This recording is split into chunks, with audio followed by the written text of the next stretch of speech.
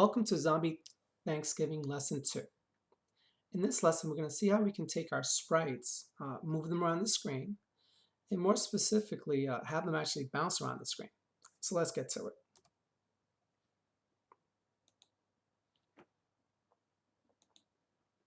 So in the previous lesson, we had learned how to load resources, how to create sprites for those resources, and then finally how to draw it. It was left as an assignment for you to go ahead and add the zombie in the crosshair, but you can see here I've already added it. So let's also run our game to see the current state of it. And there we go. So we have all our images on the screen and they've all been resized. So because we're only going to play around with the turkey for now, I'm going to go ahead and comment out the zombie in the crosshair over here. Actually, that's enough. If you recall, it's okay to create the sprites as long as you don't draw them. They won't come up on the screen. So what we're talking about is having the turkey actually move now. So one way of making something move is to give it a vector. And if we look at the game library for the sprite class, there is a method, a function called setVector, which accepts a speed and an angle. So let's do that. So let's give our turkey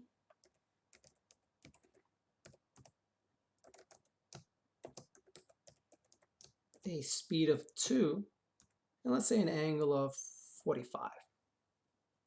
Okay.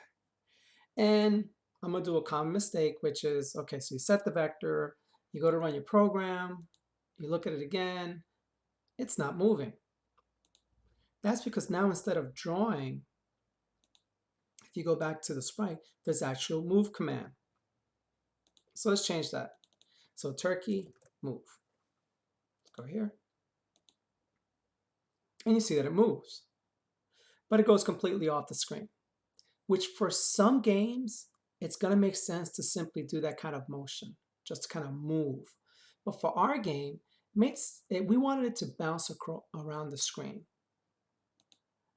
So going back to the sprite class, we see that it accepts a bounce parameter. So what we can do is set bounce to true. And let's take a look at that. All right, so it's moving and it's bouncing on the screen. And that's it, pretty much. So let's go ahead and practice with the zombie. So let's give the zombie a vector as well. So we're going to set vector. Let's give it a speed. Let's give it the same speed for now. But now let's have it go in the other direction, -45, just to see that you could also do negative angles. Let's go ahead and uncomment the zombie. Let's leave the crosshair commented out. Let's go ahead and move it, because if we don't move it, it won't move. It'll simply draw.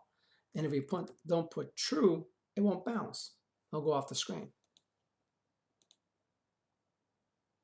And that's it. Now we got two objects moving across the screen and bouncing to stay on the screen. So let's go back to our presentation.